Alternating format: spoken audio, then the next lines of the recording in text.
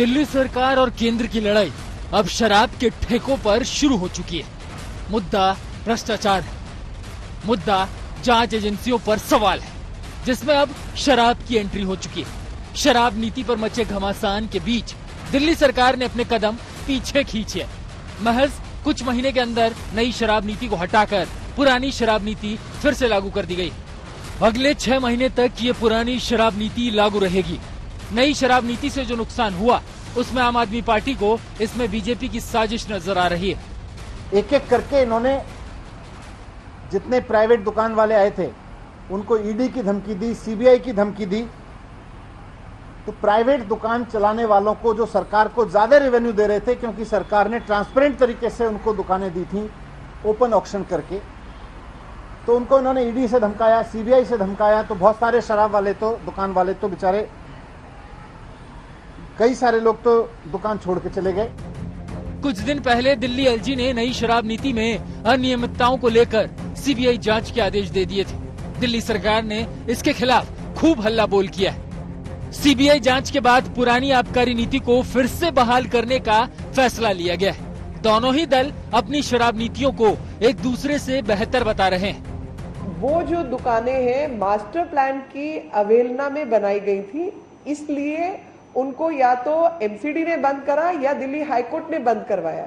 आप जिम्मेवार नहीं है, और जिस नंबर का आप फायदा उठाना चाहते वो नंबर, वो संख्या तय करने वाले भी आप ही लोग हैं।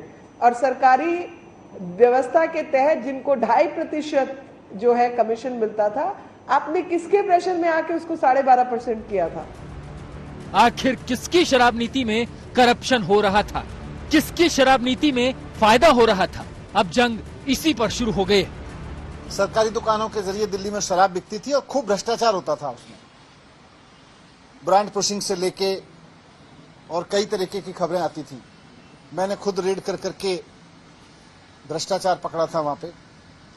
हमने उस पॉलिसी को खत्म करके एक नई पॉलिसी बनाई। दिल्ली में पहले कुछ दुकानें प्राइवेट भी होती थी, लेकिन जो प्राइवेट दुकानें थी वो इन्होंने अपने ही यारों दोस्तों के नाम पे लाइसेंस दे रखे थे और उनसे लाइसेंस फीस भी कम लेते थे। भारतीय जनता पार्टी शुरू से कहती आ रही है कि ये नई वाली पॉलिसी जो है उसमें भ्रष्टाचार हुआ है। पैसे इकट्ठे करे, भ्रष्टाचार किया, उसको उस पैसे को पंजाब और अन्य राज्यों के चुनावों में यूज किया। अब अरविंद केजरीवाल साहब ये क्लैरिफाई करें कि जो पॉलिसी आपने अब स्क्रैप करी है उसमें कितना पैसा खाया है। यही पुरानी पॉलिसी का विरोध करते हुए अरविंद केजरीवाल ने कहा था कि पुरानी पॉलिसी में भी व्यापक भ्रष्टाचार होता था। दिल्ली के चीफ सेक्रेटरी ने 8 जुलाई को ये रिपोर्ट एलजी को सौंपी थी, जिसमें कहा गया कि नई आबकारी नीति के तहत शराब लाइसेंस धारियों को पोस्ट टेंडर गलत लाभ पहुंचाने के लिए जानबूझकर नियमों का उल्लंघन किया गया। रिपोर्ट में कहा गया कि इसे आबकारी विभाग के मंत्री मनीष सिसोदिया ने ही फाइनल किया। कट्टर भ्रष्टाचारियों की सरकार है आम आदमी पार्टी की सरकार, जिसको अब देश में अरविंद केजरीवाल एंड गैंग बोला जा रहा है। इनका आबकारी नीति में सीबीआई इन्वेस्टिगेशन और लोकायुक्त महोदय द्वारा क्लासरूम घोटाला जो 2600 करोड़ का है लगभग, उस पे जांच रिपोर्ट मांगना, ये अरविंद केजरीवाल को ये बता दिया है कि अब आपकी जिद नहीं चलेगी। बीजेपी ने ईडी और सीबीआई की धमकी दे के जिस तरह से अफसरों को डरा दिया है कि वो अब इस पॉलिसी को आगे बढ़ाने को तैयार नहीं है। जो दुकान छोड़ के चले गए वो उनके ठेके देने को, नीलामी देने को तैयार नहीं है। प्राइवेट दुकानों को ये धमका रहे हैं कि छोड़ के चले जाओ, नहीं तो ईडी और सीबीआई में उठा के जेल भेज देंगे। तो वैसे में सरकार की जिम्मेदारी ये है कि यहाँ किसी तरह का कैओस ना हो। बीजेपी लगातार नई शराब नीति का विरोध कर रही थी, जिसका कहना था कि आम आदमी पार्टी अपने फायदे के लिए दिल्ली की जनता को नशे में झोंक रही है। लौट के बुद्धू घर को आए, समय खराब किया, अपना रेवेन्यू खराब किया। क्यों खराब किया?